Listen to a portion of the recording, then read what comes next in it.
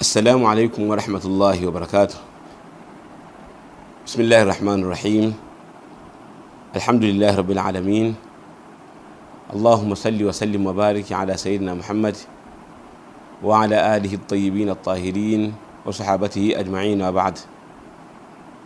Ndugu zangu Waislamu, ndugu watazamaji, Allah subhanahu wa ta'ala anasema ya ayyuhalladhina amanu kutiba alaykumus siyam kama kutiba alal ladhina min qablikum la'allakum tattaqun. Enyi ambao mmeamini, kwa hakika Allah subhanahu wa ta'ala amekulazimisheni na akafaradhisha juu yenu funga kama ambavyo aliwalazimisha na kufaradhisha juu ya wale waliokuwa kabla yenu, la'allakum tattaqun, ili mpate kumcha Allah subhanahu wa ta'ala. Leo hii umeingia mwezi wa Ramadhan, mwezi ambao Mtume sallallahu alaihi wasallam amesema ni shahru mubarak, ni mwezi wenye baraka, kwamba Allah subhanahu wa ta'ala ameutukuza kwa baraka mbalimbali. Lakini pia Ramadhan hii ni madrasa,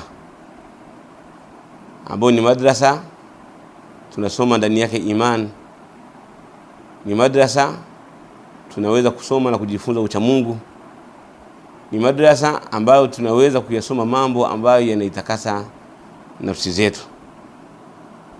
Kwa hiyo huu ni mwezi wa Ramadhan ambao ni wajibu kwa kila Muislamu wa kiume na Muislamu wa kike kuufunga.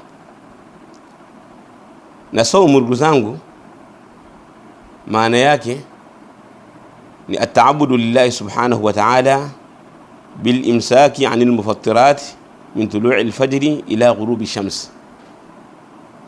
Saum ni kumwabudu Allah subhanahu wa ta'ala kwa kujizuia, kuacha yale mambo yanayofutulisha. Kwa maana unafanya ibada ya kuachana na yale mambo ambayo yanafutulisha tokea pale ilipochomoza alfajiri ya kweli mpaka pale ambapo linazama jua. Kwa hiyo kwa wakati huo unatakiwa uviache vitu ambavyo vinafutulisha. Na vitu ambavyo vinafutulisha ni kama vile kula chakula, kunywa, kufanya tendo la ndoa, lakini pia kujitapisha.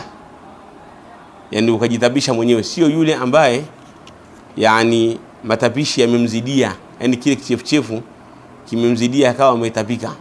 La, ni wewe mwenyewe umejitapisha mwenyewe, ima umeweka kidole au umefanya namna yoyote ile ukawa umetapika.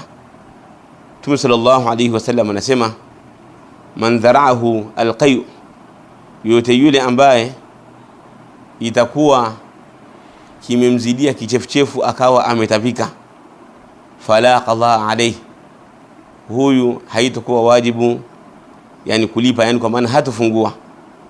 Wa man istaqaa, na yeyote ambaye atajitapisha mwenyewe, si kwa sababu ya kichefuchefu au labda yale matapishi yamemzidia akawa ametapika, lakini huyu kasababisha, fa alayhi alqadha, huyu atakuwa amefungua na itakuwa ni wajibu baada ya Ramadhani hiyo siku ambayo alijitapisha lazima ailipe. Hadithi hii amepokea al-Imam Ahmad na Abu Dauda na At-Tirmidhi na Ibn Majah. Lakini pia miongoni mwa mambo ambayo yanamfuturisha Muislamu aliyefunga ni mtu khurujul mani amda, mtu kutokwa na manii kwa maksudi. Kwa mfano mathalan, mtu akawa amemkumbatia mwanamke au akawa amefanya masturbation, ponyeto, au akawa ametazama sana mwanamke mpaka ikawa imemsababisha kutokwa na manii. Hili ni jambo ambalo linamfanya mtu afturu, yani afungue, saumu yake iharibike. Lakini pia miongoni mwa mambo ambayo yanasababisha mtu kufungua ni qat'u niyyati saum, kuikata nia ya funga. Ulikuwa umefunga ukaikata ile nia sawa sawa, yani mtu akawa amekata nia ya kufungua na hii ndio kawaida katika ibada zote. Kawaida ya ibada, kanuni inasema kwamba kullu man nawa qata'a al-ibada la budda an tanqadi'a illa al-hajj wal-umrah. Kila mwenye kutiania ya kukata ibada ni lazima hiyo ibada ikatike, isipokuwa ibada ya hija na umrah. Hizo ndizo ambazo hazikatiki. Hii ni kanuni kwa sababu Allah subhanahu wa ta'ala kwenye hija na umrah, kwa yule mwenye kuianza lazima imalizie, hata kama migoma lazima aimalizie, anataka astaki. Allah amesema wa atimul hajja wal umrata lillah, itimizeni na ikamilisheni hija na umrah kwa ajili ya Allah. Kwa hiyo ukianza hija na umrah ni lazima uzimalizie. Miongoni mwa mambo ambayo yanamfanya mtu afungue ni alhijama, ni mtu kupiga chuku, kuumika, kupiga hijama. Mtu akiwa amefunga asipige hijama. Mtume sallallahu alaihi wasallam amesema aftara alhajim wal mahjum, amefungua yule mwenye kufanya kitendo cha kumfanyia hijama mwenzake na yule mwenye kufanyiwa. Rawahu Ahmad wa ghayruhu, hadithi imepokea Imam Ahmad na wengineo. Hijama inasababisha mtu anapoifanya ule mwili unapata udhaifu, unapatikana unyonge na udhaifu katika mwili mtu akifanya hijama. Kwa hiyo itaingia katika hukumu hiyo hata kila kitu ambacho kinasababisha mwili kupata udhaifu. Kwa mfano, mtu mathalan akawa ametokwa damu katika mishipa yake, akatokwa damu katika mishipa yake, au mtu akawa amejeruhiwa, damu ikatoka, akawa amepata udhaifu na unyonge katika mwili, au mtu akatokwa damu katika pua yake, arruaf, akatokwa damu katika pua yake. Haya ni mambo ambayo yanasababisha udhaifu katika nini? Katika mwili, ambayo yatamsababisha mtu aweze kufungua. Lakini si hivyo tu, tumeelezea kwamba mtu ukimfanyia hijama na wewe aliyefanywa yote mnafungua. Tumeelezea kwa yule ambaye amefanyiwa kwamba mwili unapata udhaifu. Je, yule ambaye amefanya? Hapa Mtume sallallahu alaihi wasallam alikuwa anaelezea yani wale waliokuwa wanafanya hijama katika zama zao. Zama za Mtume sallallahu alaihi wasallam hijama ilikuwa inafanywa kupitia pembe, kama pembe la mbuzi au la ng'ombe au la katika wanyama hao. Kwa yule akishaliweka katika ile sehemu katika mwili, alikuwa anavuta ile damu katika mwili wa mtu. Kwa hiyo inawezekana katika kule kuvuta baadhi ya damu zikaingia katika mdomo wake na kuwa zimeingia katika nini? Zikafika katika halq, katika ile koo, zikaingia ndani, ikawa ni sababu ya kufungua.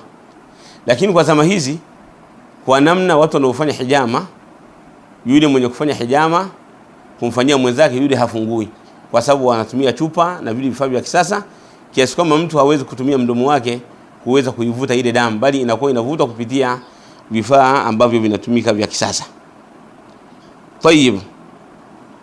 Lakini pia miongoni mwa mambo ambayo yanamfanya mtu afungue katika mambo ya sasa ambayo yapo, ambayo mtu akiyafanya anafungua, ni kile kifaa cha kuosha figo.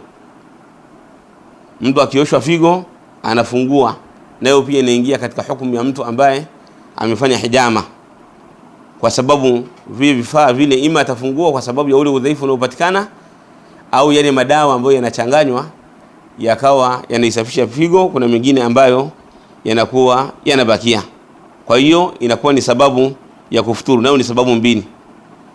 Sababu ya kwanza kwamba tunasema kwamba ni kama vile hijama, kwa sababu ule mwili unaathirika na kupata unyonge na kupata udhaifu.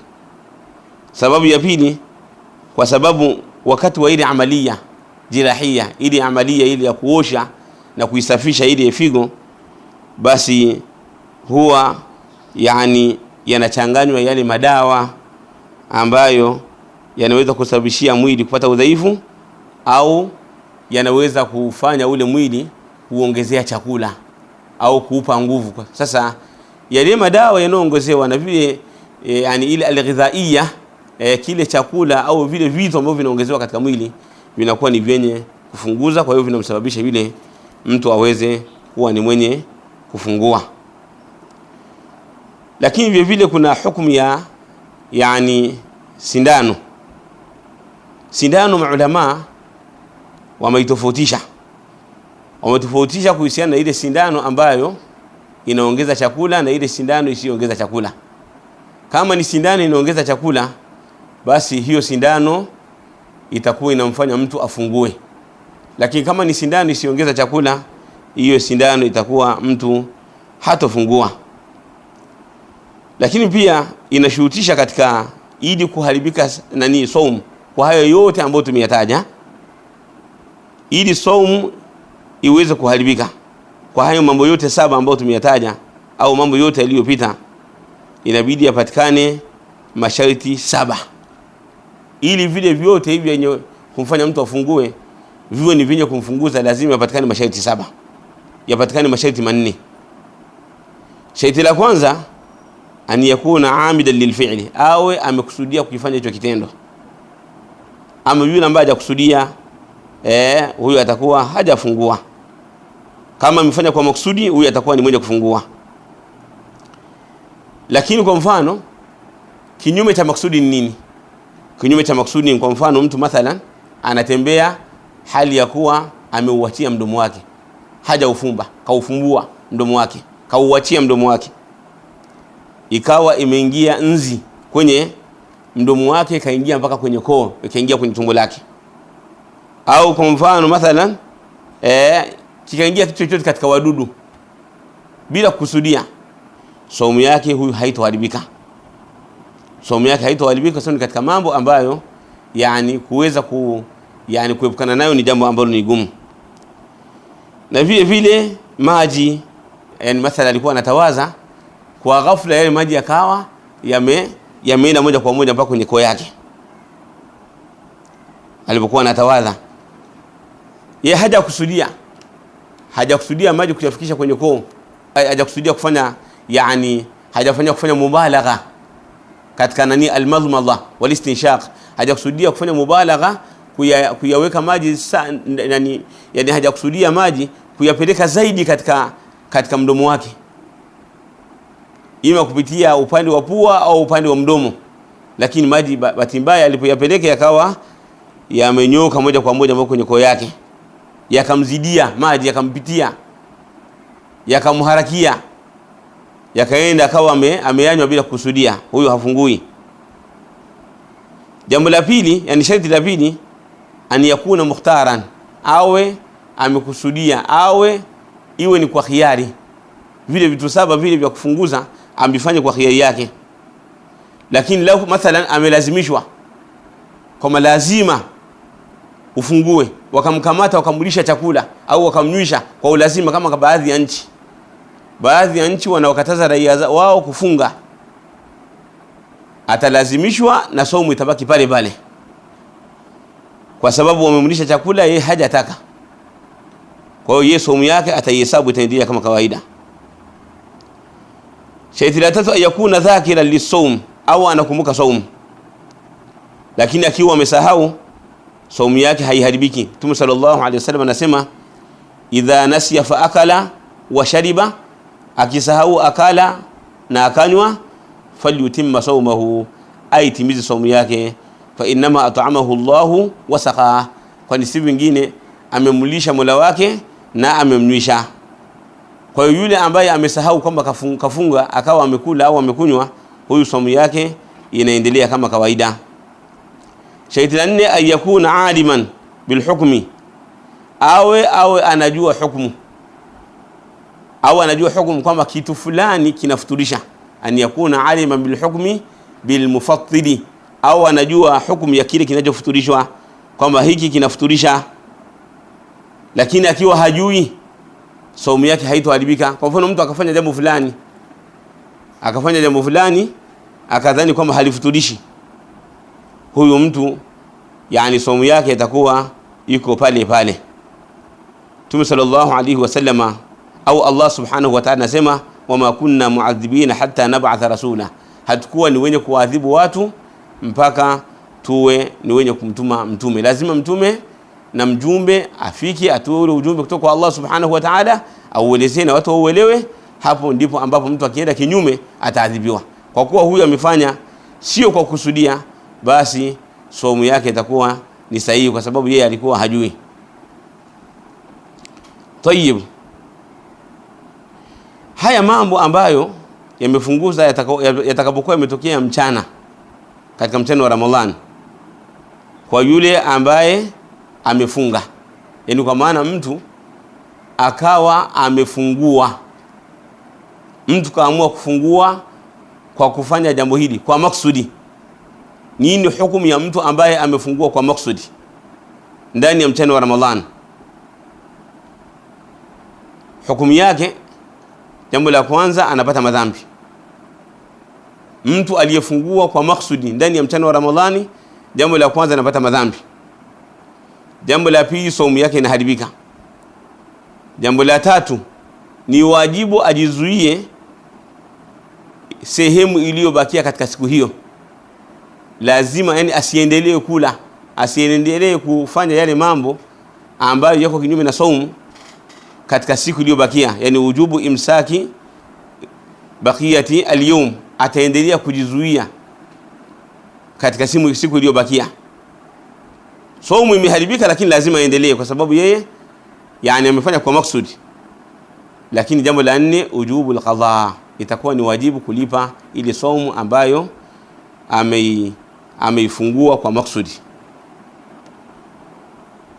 Lakini ikiwa amefungua kwa jimaa, kwa maksudi yake, akaamua yeye kufanya jimaa, tendo la ndoa, hapo sasa itakuwa sasa kuna jambo jingine ambalo linafuatia, nalo ni jambo la tano, wa huwa al-kafara.